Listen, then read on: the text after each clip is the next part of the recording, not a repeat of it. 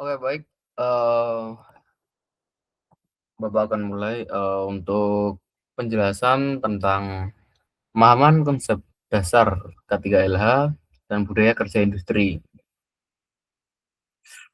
Jadi, di sini ada pengertian K3LH ya. Jadi K3LH adalah singkatan dari keselamatan dan kesehatan kerja serta lingkungan hidup. Nah,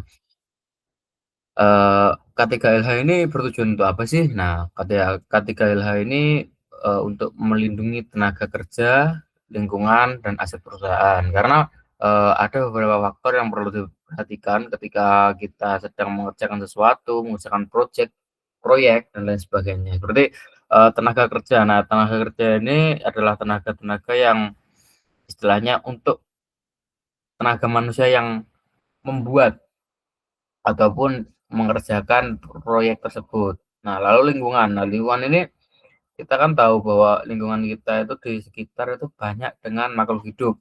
Nah, makhluk hidup ini juga adalah makhluk yang, menggunakan lingkungan untuk bertahan hidup, untuk makan, untuk, tumbuh dan berkembang, dan lalu adalah aset perusahaan. Nah, aset perusahaan ini, adalah seperti, material-material ataupun, tentang lain sebagainya, yang intinya, pada dasarnya adalah aset perusahaan.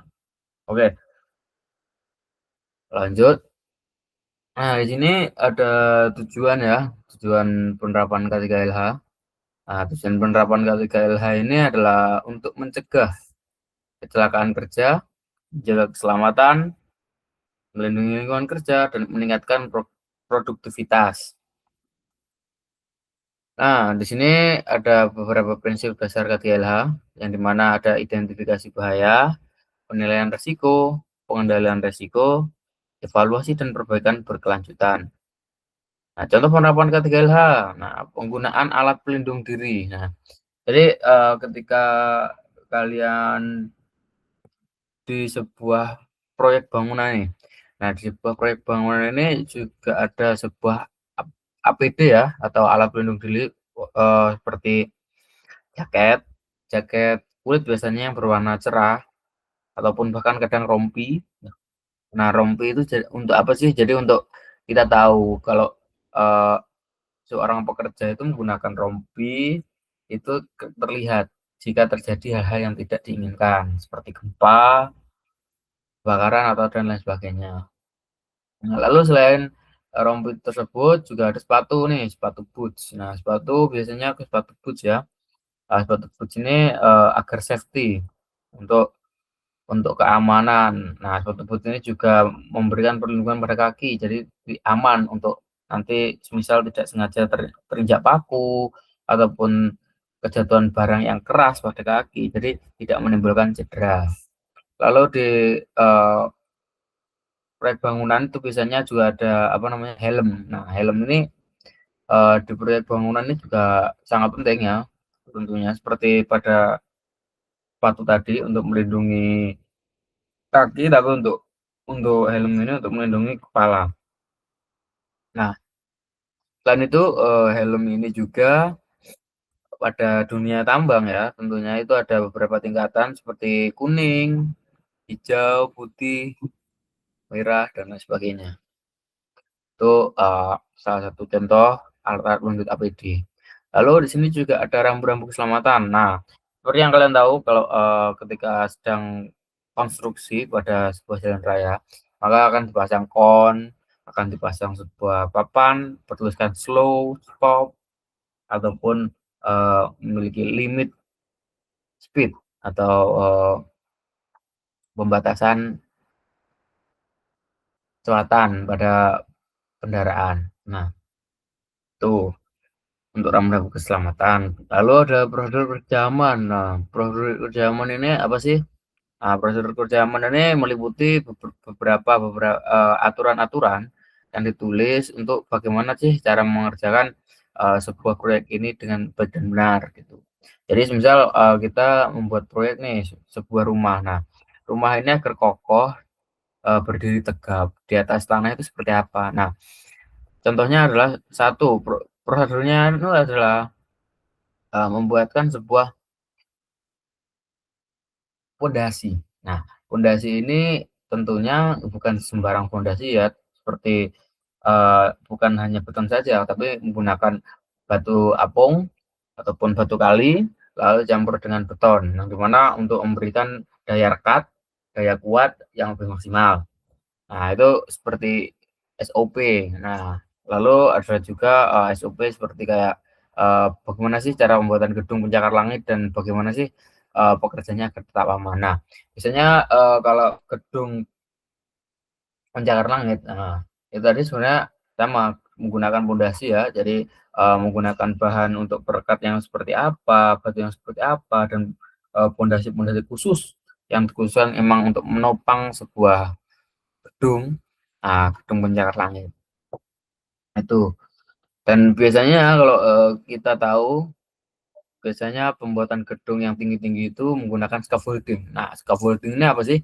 Scaffolding itu kalau kalian tahu sebenarnya kayak kerangka. Nah, kerangka ini digunakan para pekerja untuk membantu, eee, menyelesaikan tugasnya pada tempat-tempat tertentu. Khususnya ya daerah-daerah yang terlalu tinggi, biasanya langsung disambung dengan scaffolding. Lalu, ada pengolahan limbah. Nah, ini guys, jadi, walaupun kita melihat ya pembuatan sebuah rumah itu terkadang kayak, wah ini nggak ada limbahnya, semua kepakai dan lain sebagainya. Nah, tapi sebenarnya, pada penerapan K3LH sendiri, pengolahan limbah itu sangat penting dan biasanya memang, ini yang paling apa ya, paling disepelekan atau tidak diperhatikan. Nah, pengolahan limbah ini seperti apa sih? Nah, setiap project ataupun setiap proyek itu memiliki limbahnya masing-masing, teman-teman. Jadi, limbah ini harus sangat diperhatikan bagi keamanan lingkungan tentunya, pekerja, dan lain sebagainya. Karena, eee, terkadang kita itu terlalu fokus dengan, proses pembuatannya sehingga, eee, memandang rendah pengolahan limbah. Nah, jadi banyak-banyak apa namanya, mencemari lingkungan.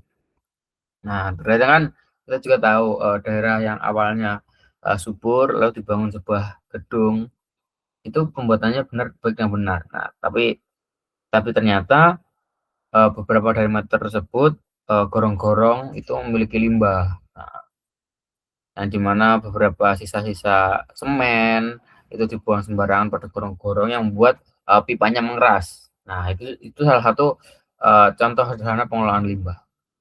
Baik, kita lanjutkan. Nah, di sini ada pengertian budaya kerja industri. Nah, yang di mana budaya kerja industri adalah sikap, kebiasaan, dan nilai kerja. Benar sekali.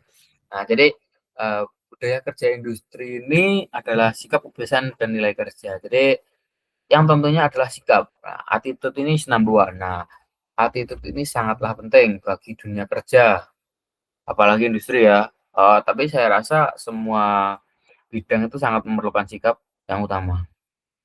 Lalu kebiasaan. Nah, ini adalah habits. Habit yang dimana kalian bentuk pada pada kerja.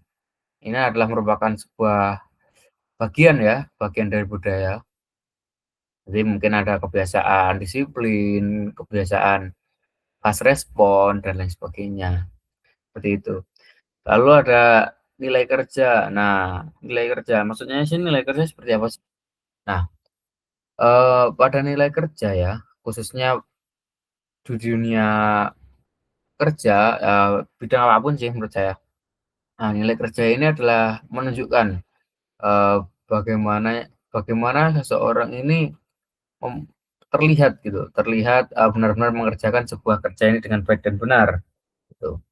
Jadi, orang ini melakukan pekerjaannya itu tidak, apa namanya, tidak, sia-sia gitu. Jadi tidak gaji buta lah istilahnya, untuk sederhananya seperti itu.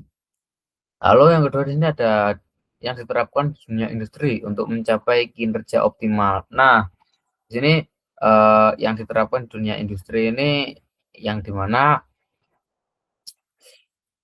pada dunia industri yang di mana, yang dipentingkan adalah kinerja yang optimal. Karena pada dunia kerja, waktu itu adalah hal yang paling berharga, walaupun 1 detik, 2 detik, ataupun 5 detik, itu.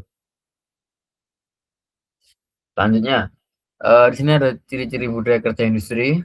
Nah, di sini ada disiplin, tanggung jawab, kerja sama tim, teamwork, kepatuhan terhadap SOP, fokus pada mutu dan keselamatan. Nah, di sini disiplin dan tanggung jawab, saya rasa kalian sudah tahu ya bagaimana. Lalu di sini ada kerjasama tim ataupun teamwork. Ini menggunakan koordinasi, kolaborasi, dan bagaimana kalian berkomunikasi dengan baik dan benar terhadap rekan-rekan tim maupun eh, rekan-rekan yang lebih tinggi maupun lebih rendah jabatannya terhadap Anda. Jadi kalian ini sangat sangat dibutuhkan adalah teamwork untuk problem solving yang lebih baik. Nah, tapi ketika teamwork ini bukan berarti tiap-tiap orang tidak memerlukan problem solving yang terbaik, karena eee, semakin banyak sudut pandang itu semakin baik. Jadi kita bisa tahu nih, kita bisa melihat, oh dari sudut pandang ini, dari sudut pandang ini, jadi tidak memberatkan salah satu pihak. Jadi kita tahu bagaimana sih pandangannya gitu.